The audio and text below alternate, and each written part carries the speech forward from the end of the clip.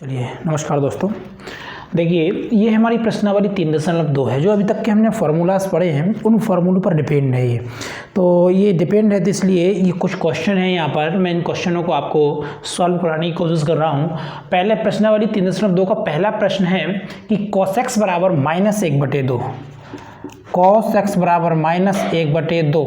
तो इसके अन्य त्रिकोणमितीय अनुपात हमको बताने हैं। सभी त्रिकोणमितीय अनुपात हम इसके ज्ञात करेंगे, ठीक है। तो इसके ज्ञात करने के लिए, और कैसा दिया है, ये थर्ड क्वाड्रेंट में है। किस क्वाड्रेंट में है? थर्ड क्वाड्रेंट में। ये क्या है? थर्ड क्वाड्रेंट में। और सभी त्रिकोणमितीय अनुपात क्या होंगे उनके मान हम निकालेंगे। वैसे देखा जाए तो cos x बराबर थर्ड क्वाड्रेंट में a सिल्वर t, tan का मान पॉजिटिव होता है, बाकी सब नेगेटिव होते हैं। तो देखा जाए तो ये -1/2 है। तो यदि cos का मैं फार्मूला देखूं तो क्या हो जाएगा? लंब बटे आधार। cos क्या होता है? आधार बटे कर्ण, ठीक है। cos थीटा जो होता है वो होता है आधार बटे कर्ण, ठीक है। ये होगा हमारा आधार बटे कर्ण। तो आधार बटे कर्ण हुआ। तो इसमें हमने क्या किया कि एक हमने समकोण त्रिभुज बना लिया, इसको हमने x दे दिया। ये कर्ण है हमारा कर्ण है हमारा 2 और आधार क्या है इसका 1। तो हम लंब निकाल लेंगे। अब लंब क्या निकलेगा हमारा? 2 दूनी 4 बराबर 1 धन ये लंब हमने क्या मान लिया? ABC दे दिया, AB का वर्ग। तो ये है 3, क्या मान लिया हमने? 3। 4 में से 1 गया तो क्या बचेगा? 3, और ये AB का वर्ग। तो AB बराबर हो जाएगा 4 - 1 है √3। तो ये आ गया हमारा √3।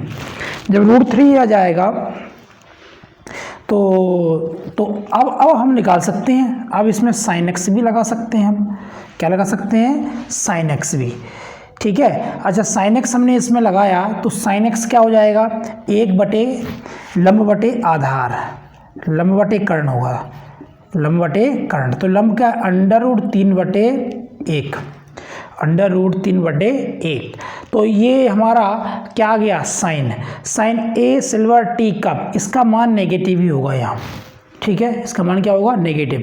दूसरा तरीका कैसे देखेंगे हम कि इसको यदि मैं ऐसा लिखूं कि sin² x plus cos² x बराबर 1, तो ये हो जाएगा sin² x plus cos² x की वैल्यू क्या? 1/4 बराबर 1, यानी कि sin² x बराबर 1 - 1/4।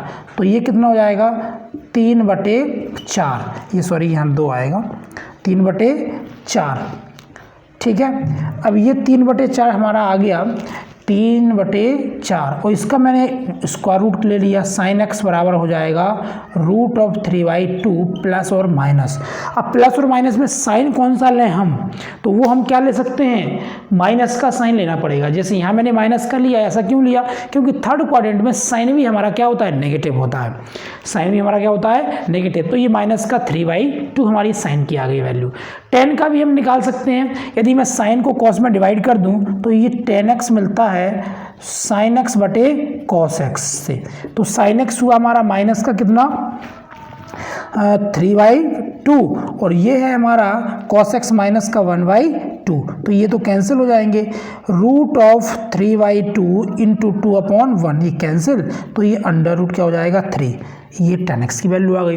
तो ऐसे ही हम सारे के सारे क्या निकाल सकते हैं?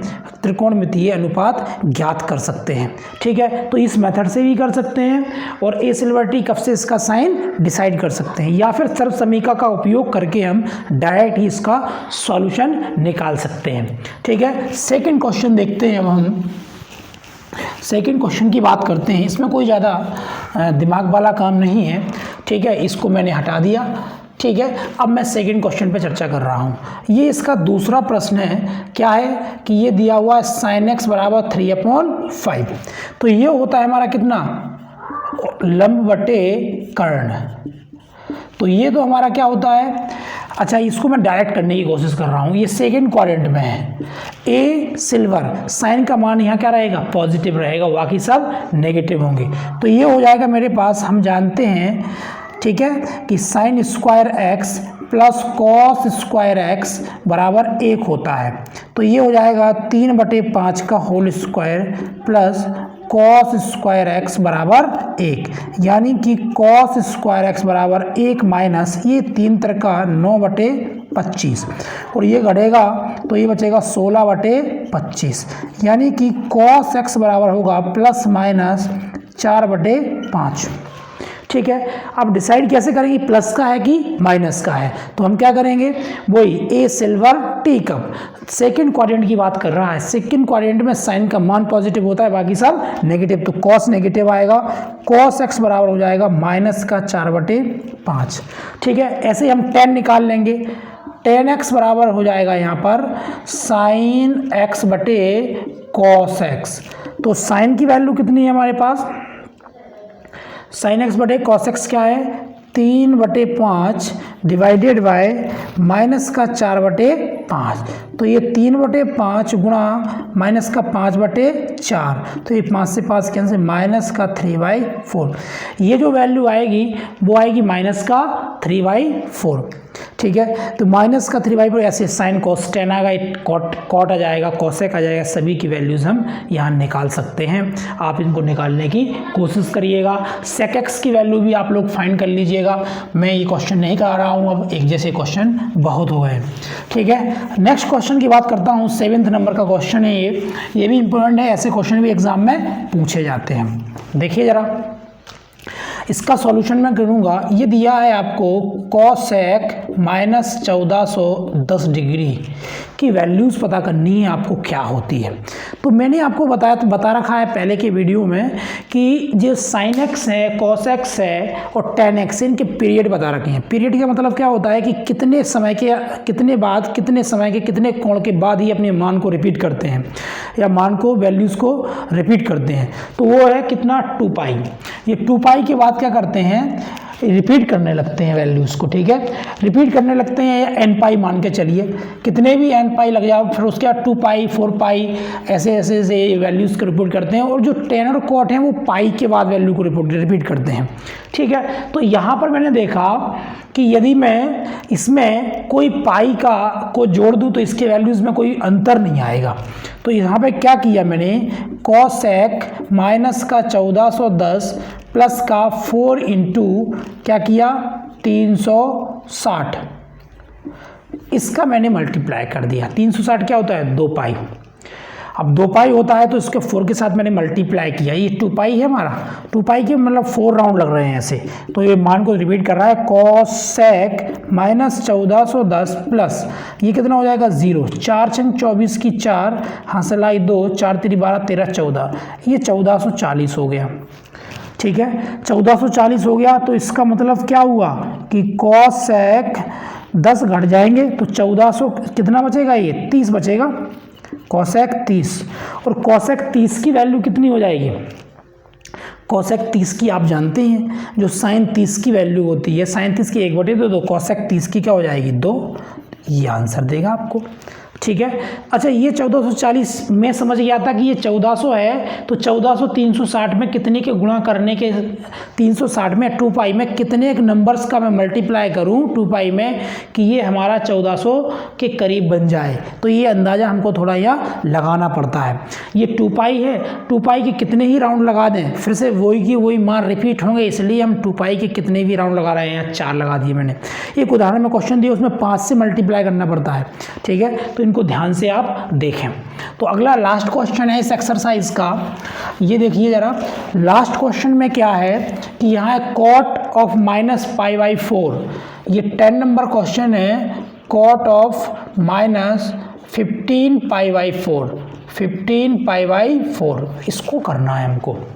ठीक है, 15π/4 इसको मैंने सॉल्व किया, जरा देखो जरा इसको ध्यान से। कॉट माइनस 15π/4 को मैं क्या ब्रेक कर सकता हूँ, कैसे ब्रेक कर सकता हूँ, इसमें मैंने डिवाइड किया, कितनी बार जा रहा है ये, 4 3 12, 3 बार गया, 3π प्लस π/4।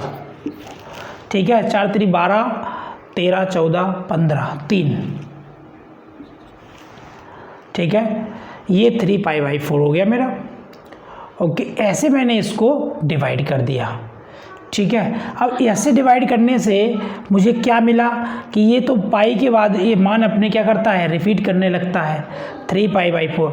अच्छा, कुछ गड़बड़ हो रहा है क्या इसको ऐसे ब्रेक करने से?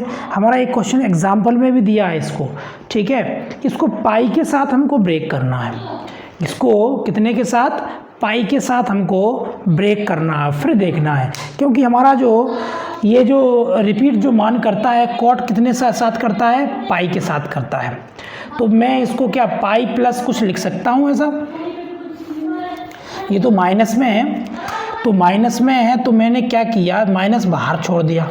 अब यहाँ पर क्या किया कि इसको मैंने ब्रेक करने की कोशिश की, तो ये पाई प्लस, अब कितने, ये 15 पाई है मेरे पास, तो 3 कर दूँ, 3π प्लस 3 चौको 12 और 3 15, 3π/4, ठीक है। तो ऐसा मैं इसको ब्रेक कर सकता हूँ। तो ये कॉट ऑफ क्या हो जाएगा मेरे पास, माइनस, अच्छा पाई के बाद तो ये मान अपनी वैल्यूज़ को वैसे ही करता है, और पाई के बाद कोई वैल्यूज़ चेंज होती नहीं इसकी।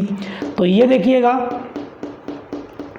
यहाँ पर ये हमारा क्या है, 3π/4 बचेगा, 3π/4, ठीक है, 3π/4। अच्छा 3π/4 को भी हम क्या लिख सकते हैं और ब्रेक कर सकते हैं क्या, 3π/4, 3π/4 कितनी वैल्यूज़ है ये, 3π/4 का मान पता है हमको क्या, तो 3π/4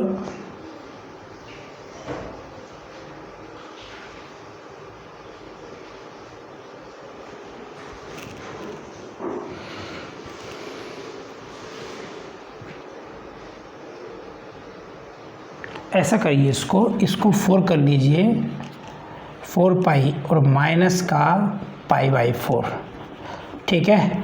तो ये 15π बचेगा मेरे पास। तो ये क्या बचेगा,